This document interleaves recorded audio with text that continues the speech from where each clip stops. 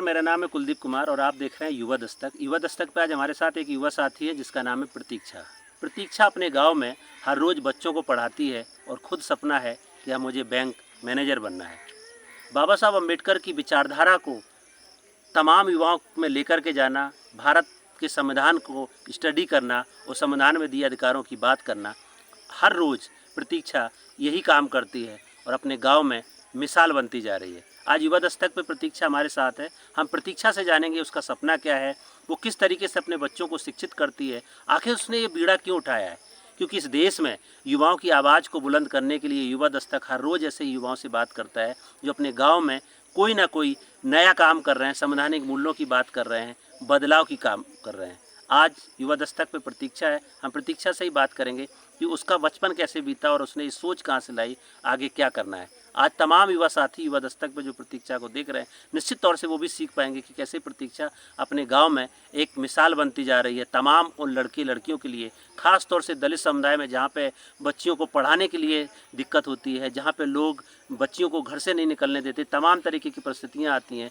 लेकिन प्रतीक्षा कहती है हम एक एक लड़की को, एक एक युवा को बदलने की कोशिश कर रहे हैं ताकि वो संविधान को जान पाएँ, ताकि वो अपने हक को पहचान पाएँ। आज युवा दस्तक पे प्रतीक्षा है, हम स्वागत करेंगे प्रतीक्षा का और बात करेंगे। प्रतीक्षा, आपका स्वागत है, अपना परिचय बताइए।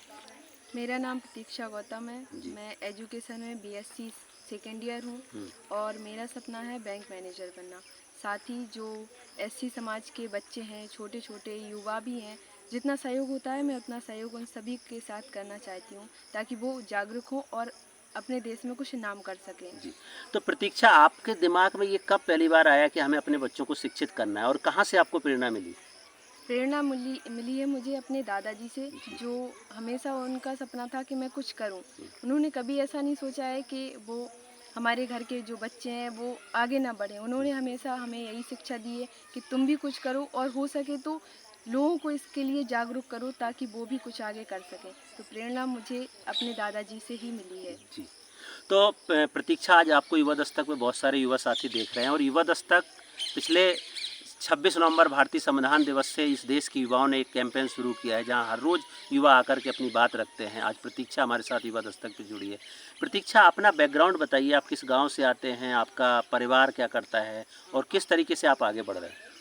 बैकग्राउंड मेरा ये है कि मैं सैदनगर गांव से हूँ और मेरे पिताजी छोटे से ही कारीगर हैं। माँ मतलब आंगनबाड़ी में है और भाई है जो वो अभी डॉक्टर हैं इस समय, और मैं पढ़ रही हूँ। तो आपके गांव का माहौल क्या है, क्योंकि आप दलित समुदाय से आते हैं, तो और तमाम लड़कियां पढ़ पा रही हैं या फिर उनका अलग तरीके का वो उनकी कम उम्र में शादी करके चली जाती हैं, तमाम तरीके के चैलेंजेस आते हैं और जब आप एक नया काम कर रहे हैं, आप बच्चों को पढ़ा रहे हैं, तो आपको कुछ चुनौतियां आती हैं, कैसा माहौल है? माहौल मतलब समाज में है तो वैसा ही माहौल होता है। कम एज में बहुत सी लड़कियों की शादी हो रही है और पहले भी हुई है, पर हमारा मानना यही है कि मतलब शादी इतनी जल्दी नहीं करनी चाहिए। बच्चों को काफ़ी टाइम देना चाहिए, उन्हें एजुकेशन में उनका साथ ही देना चाहिए और हमारा हमेशा यही उद्देश्य रहता है। और काफ़ी महिलाओं को भी मैं ये समझाने की कोशिश करती हूँ ताकि वो आगे बढ़ सकें। और अपने जो मेरी उम्र की बहनें ही हैं, मैं उनका भी हमेशा साथ देती हूँ और हर कदम पर उनका साथ देती रहूँगी। तो प्रतीक्षा, अभी कितने युवा हैं आपके साथ जो जुड़े हैं या कितने बच्चों को आप अब तक शिक्षित कर पाए हैं? क्या आप उनके सपने कैसे देखते हैं आप? उनके सपने मैं इस प्रकार देखती हूँ, जो अभी बच्चे हैं वो काफ़ी मतलब ठीक ठाक हैं अभी पढ़ाई में, लेकिन जो हमारे बराबरी की बच्चियाँ हैं जो अभी शायद एजुकेशन में काफ़ी पीछे हैं, गांव के बैकग्राउंड के हिसाब से, लोगों की समाज की सोच के हिसाब से कोई इतना उन्हें जागरूक ही नहीं करता है। लेकिन आप अगर साथ देंगे हम सब तो वो काफ़ी आगे बढ़ सकती हैं। तो आज आपको युवा दस्तक पे बहुत सारे युवा साथी आपको देख रहे हैं और पूरे देश में युवाओं की आवाज़ को बुलंद किया जा रहा है। बात आती है संविधान की और युवाओं की, तो संविधान को आप कैसे, आपने कब इसके बारे में समझा, जाना, कितना आप जानते हैं और आप क्या सोचते हैं इसके बारे में? संविधान हमारे हिसाब से हर किसी नागरिक को पता होना चाहिए और हमारा संविधान यही कहता है कि हमारे जो कर्तव्य भी हैं, 11 कर्तव्य हमारे मूल कर्तव्य, उन्हें भी हमें करना चाहिए। और हमारे जो मूल संविधान में 7 मूल अधिकार थे, अभी संपत्ति का अधिकार संशोधन 24वें के हटा दिया गया है और अभी इस समय संविधान में 6 मूल अधिकार हैं जिनका हमें भली भांति अच्छे से पता जानना है। चाहिए। हाँ, और अच्छे से पता है और ताकि सभी लोगों को इसकी जागरूक हो, तो मैं काफ़ी लोगों को इसके बारे में बताती हूँ। तो जब आप लोगों को संवैधानिक अधिकार की बात करते हैं, संवैधानिक मूल्यों की बात करने लगते हैं, तो लोग क्या कहते हैं? उनका रिएक्शन क्या रहता है? उनका रिएक्शन यही होता है कि मुझे तो इससे कोई लाभ ही नहीं मिला है, क्या संविधान है, और मैं तो जानती ही नहीं हूँ क्या संविधान होता है, मुझे कभी बताया ही नहीं गया है कि संविधान होता क्या है। तो जब मुझे ये सारी चीज़ें बातें सुनने को मिलती हैं तो मुझे भी काफ़ी पीड़ा होती है कि डॉक्टर बाबा साहब हमारे लिए इतना कुछ करके गए हैं, और अभी भी पीड़ित लोग हैं इतने जिसके बारे में उन्हें कुछ पता ही नहीं कि हमारा संविधान है क्या, हमारे अधिकार क्या हैं, उन्हें लड़ने की ताकत ही नहीं है, उन्हें संविधान के बारे में कभी कुछ बताया ही नहीं गया है। तो संविधान में जो संविधान की प्रस्तावना है, उसमें जो 4 मूल्य दिए गए, समता की बात करी गई, स्वतंत्रता की बात करी शोषण गई, के बंधुता विरुद्ध की बात अधिकार करी है गई, ये। न्याय की बात करी गई। Yes. तो आपको क्या लगता है, आपके गांव या आसपास में समानता आ गई है, स्वतंत्रता मिल गई है, या बंधुता है, या न्याय मिल जाता है? क्या है इसमें?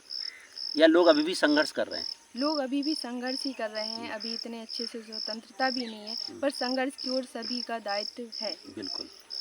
तो आप जब इस तरीके का पढ़ा रहे हैं, बहुत सारे बच्चों को आप पढ़ा चुके हैं, आपको बहुत सारी चुनौतियाँ भी आती होंगी, लोग हाँ। सवाल भी करते हो, तो कोई चुनौती ऐसी जो आपको लगता है कि जब मैं ये काम करती हूँ, तो मेरे सामने ये सबसे बड़ी चुनौती बन के आ जाती है, जिसको आप आज साझा करना चाहें?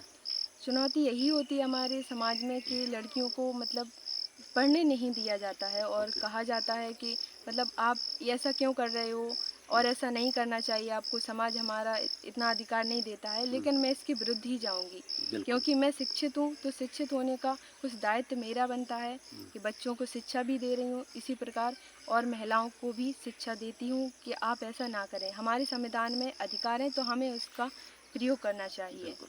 हमारे संविधान में अधिकार है तो हमें उसका प्रयोग करना चाहिए, ये बात प्रतीक्षा बोल रही है, और प्रतीक्षा लगातार हर दिन बच्चों में संवैधानिक मूल्यों को ले जाने की कोशिश करती है, गांव में हक अधिकार की बात करती है, न केवल बच्चों और महिलाओं को भी वो जागरूक करने का काम करती हैं।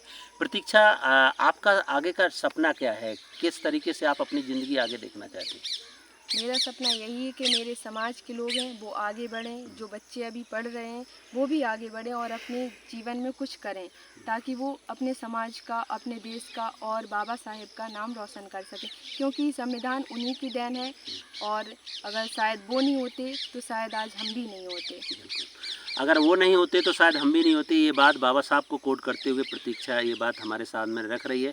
आज युवा दस्तक पर प्रतीक्षा आई और उसने तमाम सारे पहलुओं को, तमाम सारे बातों को आप सबके सामने रखा है। निश्चित तौर से आप तमाम युवा साथी इससे सीख ले सकते हैं। प्रतीक्षा, अब तक कितने युवा आपके साथ जुड़े हैं? हमारे साथ अभी युवा ज़्यादा नहीं, 20 ही युवा जुड़े हैं जो जी। हमारे साथ कार्य भी करते हैं जी। और समाज में भी काफ़ी जागरूकता करते हैं। तो 20 युवाओं को अभी तक एक संगठन के रूप में प्रतीक्षा ने तैयार किया है, जो प्रतीक्षा के साथ मिलकर के इसी अभियान को आगे बढ़ा रहे हैं, युवाओं की आवाज़ को बुलंद कर रहे हैं। आज युवा दस्तक पे आपको तमाम युवा साथी देख रहे हैं। उन युवा लड़कियों के लिए, युवाओं के लिए आपका क्या मैसेज, क्या संदेश है जो आप आज बताना चाहें? खासकर मैं लड़कियों के लिए बताना चाहती हूँ कि परिवार हो या समाज हो, अपने अधिकार सभी से मांगने चाहिए, बिल्कुल। और जो हम शिक्षा प्राप्त कर रहे हैं या कर चुके हैं उनका भी अधिकार हमें है।